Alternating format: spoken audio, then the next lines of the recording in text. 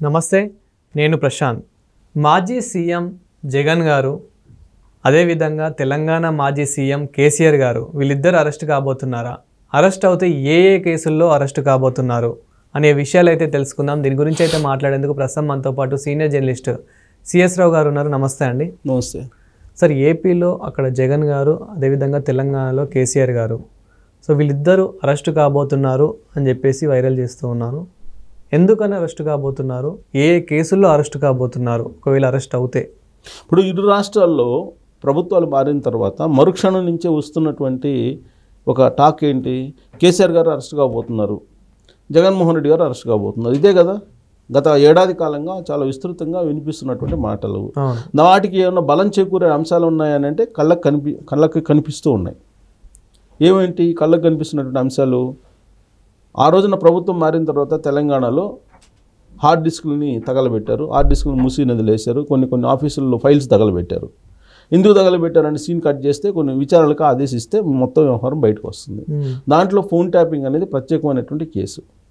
అది telegraphic act కింద కనుక కేసు బుక్ అయితే దాదాపుగా మళ్ళీ బయటకు వచ్చేటువంటి ప్రసక్తే ఉండదు, అంత సీరియస్ కేసు అవుతుంది అది.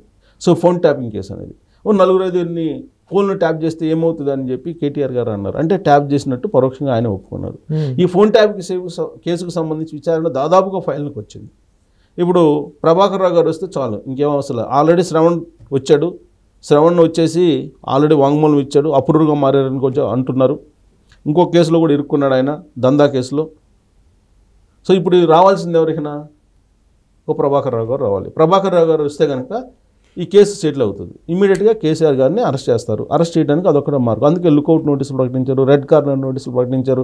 విదేశాంగ శాఖకు సంబంధించినటువంటి ఆఫీసర్స్ని, విదేశాంగ శాఖను అప్రోచ్ అయింది తెలంగాణ గవర్నమెంట్, ప్రభాకర్ రావుని ఇండియాకి తీసుకురావాలని చెప్పి. ప్రభాకర్ రావు అక్కడ రాజకీయ శరణార్థిగా నన్ను గుర్తించండి అని చెప్పేసి అమెరికాలో ఉండే ప్రభుత్వాన్ని కోరుకుంటున్నారు. కానీ ట్రంప్ వచ్చిన తర్వాత రాజకీయ శరణార్థిగా ఆ ప్రభుత్వాలు తీసుకోవట్లేదు. ఒకవేళ రాజకీయ శరణార్థిగా తీసుకుంటే గ్రీన్ కార్డు ఇవ్వాల్సి వస్తుంది. గ్రీన్ కార్డు ఇస్తే అమెరికా పౌరుడు అవుతారు. అమెరికా పౌరుడు అయితే ఇండియాకి తీసుకొచ్చి విచారించే అవకాశం ఉండదు. అందుకని ఇవన్నీ కూడా ఒకదాని మీద ఒకటి జటిలంగా మారింది. ఆయన పోయి అమెరికాలో కూర్చున్నాడు. ఇప్పుడు అమెరికా నుంచి అతను వచ్చేటువంటి ప్రయత్నం ఇప్పుడు తెలంగాణ ప్రభుత్వం చేస్తుంది, ఇప్పుడు ఉన్నటువంటి ప్రభుత్వం చేస్తుంది. సో ఇటీవల కాలంలో అమెరికా వెళ్తారని చెప్పేసి కేసీఆర్ గారు ఒక ఫామ్ హౌస్ నుంచి వచ్చినటువంటి న్యూస్. మరి ఆయన ఎందుకు వెళ్తున్నారు అమెరికా అని అంటే మనవుడి కాన్వకేషన్కి అంటున్నారు. సీన్ కట్ చేస్తే మనవుడి కాన్వకేషన్కి వెళ్తారా లేదనేది డౌట్. కవిత గారు అయితే ఆవిడకి సంబంధించిన కుమారుడు మా కాన్వకేషన్కి అయితే వెళ్ళినట్టు నిన్న మొన్న నేను చూశాను, ఫోటోలు చూశాను. మరి ఆవిడ అక్కడికి వెళ్ళారు. ఆవిడ అక్కడికి వెళ్ళడానికి ముందు లేఖ రిలీజ్ అయింది. ఇప్పుడు కేసీఆర్ గారు యుఎస్ అంటున్నాడు. యుఎస్ వెళ్ళి ఎక్కడుంటారు ఆయన? ఒకనొక సమయంలో అయితే కేసీఆర్ గారు అసలు ఎక్కడుంటారు ఏంటి అనేది కూడా ఒక న్యూస్ బయటకు వచ్చింది. ఇది చిన్ననాటి ఒక స్నేహితురాలు ఉన్నారు, ఆవిడ అక్కడ మంచి పొజిషన్లో ఉన్నారు.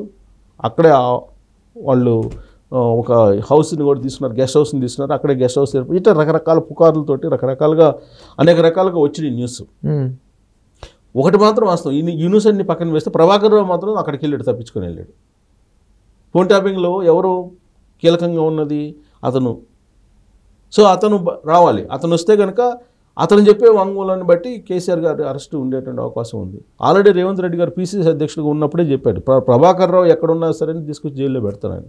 కల్లగొండ ఫ్యామిలీ అందరిని తీసుకొచ్చి చెంచులు కూడా జైల్లో పెడతాను, అంత దుర్మార్గులు వీళ్ళని చెప్పి ఆయన ప్రచారం చేశాడు ఎన్నికల క్యాంపెయిన్లో. కానీ ఇక్కడ చాలామంది ఏమనుకుంటున్నారు అంటే కేసీఆర్ గారికి, జగన్ గారికి ఢిల్లీ నుండి బీజేపీ అండ ఉంది, అందుకే ఇంకా బయట ఉన్నారు అని చెప్పేసి అనుకుంటూ ఉన్నారు. దీని మీద మీరేమంటారు? ఉంది, ఆ ప్రచారం ఉంది, అది నిజం కూడా.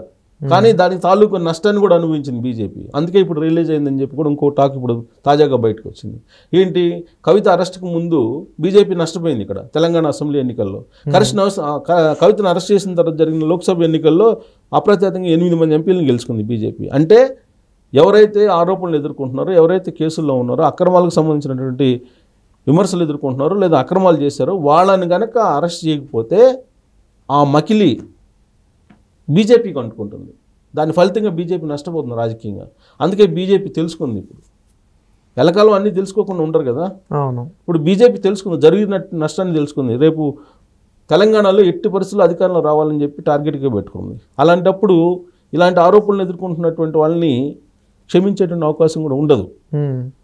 నాకు తెలిసినంత వరకు నాకున్నటువంటి కొంత ఇన్ఫర్మేషన్ లేదంటే నా సోర్సు ప్రకారం అయితే మాత్రం ఢిల్లీలో బీజేపీతో కలిసి నడవడానికి రకరకాల ప్రయత్నాలు చేశారు బీఆర్ఎస్ పార్టీకి సంబంధించినటువంటి కొంతమంది పెద్దలు. కానీ బీజేపీ నో అంది, తిరస్కరించింది.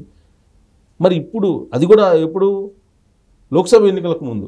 ఇప్పుడు అసలు ఎందుకు బీజేపీ దగ్గర చేరనిస్తుంది? అసలు అవసరం ఏముంది బీజేపీకి? బీజేపీ గ్రాఫ్ పెరుగుతోంది. రాబోయే రోజుల్లో అసలు సింగిల్గా ప్రభుత్వాన్ని ఏర్పాటు చేసేటువంటి బలం మాకుందనేటువంటి ఒపీనియన్ తోటి ఉంది. అలాంటప్పుడు 18%కి పరిమితమైనటువంటి బీఆర్ఎస్ పార్టీని అసలు దగ్గరికి ఎందుకు రాణిస్తుంది బీజేపీ? సో ఛాన్సే లేదు. కేసీఆర్ని ఆదుకుంటారు, లేదంటే కేసీఆర్కి వాళ్ళ అండ ఉంది అనేది జస్ట్ అది ఒక ప్రచారం మాత్రమే. మరి అలాంటప్పుడు రేవంత్ రెడ్డి గారు పోయి బీజేపీ ప్రధానమంత్రి నరేంద్ర మోడీ గారిని కలుస్తున్నారు కదా. మరి ఎందుకు కలుస్తున్నప్పుడు బడే బాయ్ చోటే బాయ్ అనుకుంటున్నారు కదా. మరి ఎందుకు అనుకుంటున్నారు అంటే రాబోయే రోజుల్లో కేసీఆర్ గారి అరెస్ట్కి రంగం సిద్ధమవుతుంది. బీజేపీ పెద్దలు ఈసారి కాపాడాలని చెప్పి అనుకోవడానికి అవకాశం లేదు. రాజకీయ పార్టీలు ఎప్పుడైనా రాజకీయ లబ్ధి చూసుకుంటాయి, ఇంకా తనమన్నా ఉండదు. రాజకీయంగా లబ్ధి పొందుతామనుకున్నప్పుడు ఎవరినైనా లోపల పంపించమంటుంది, జైల్లో పంపించమంటుంది. సేమ్ అదే జరిగింది కవిత విషయంలో.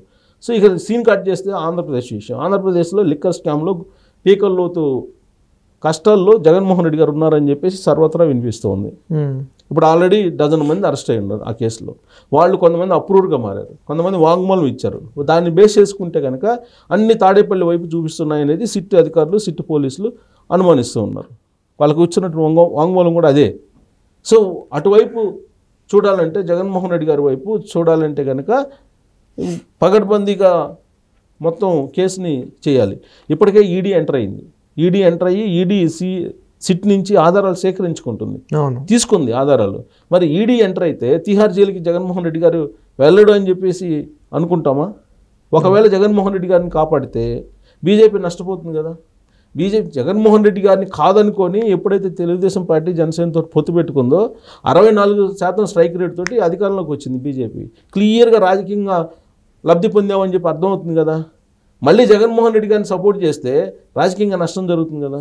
ఎప్పుడైతే జగన్మోహన్ రెడ్డి గారిని వద్దనుకున్నటువంటి ఎన్నికల్లో ఊహించినటువంటి ఫలితాలు అనుకూలంగా వచ్చాయి.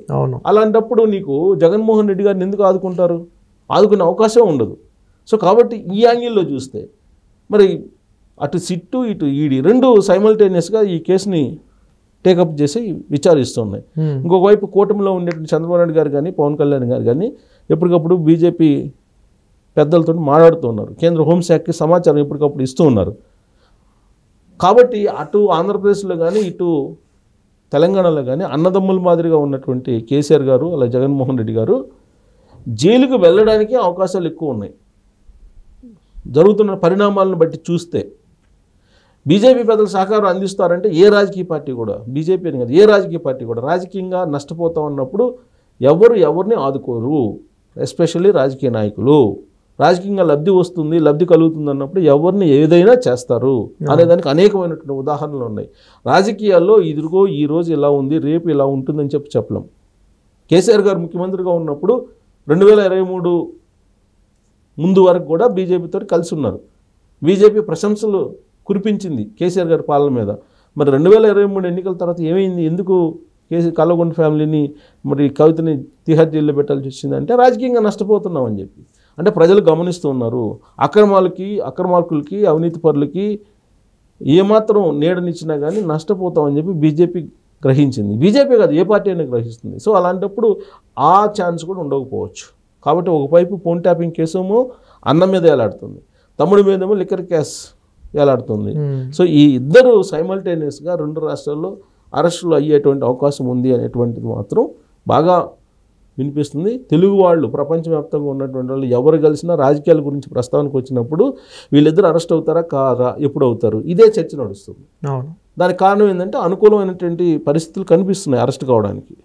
మరి ఎప్పుడు అవుతారు ఏంటి అనేది మాత్రం దర్యాప్తు సంస్థలు ఆల్రెడీ వాటిపైన వాళ్ళు చేసుకునే చట్టం తన పని తాను చేసుకోబోతే కనుక ఎప్పుడొకప్పుడు అరెస్ట్ అయ్యే అవకాశం ఉంది. Thank you sir.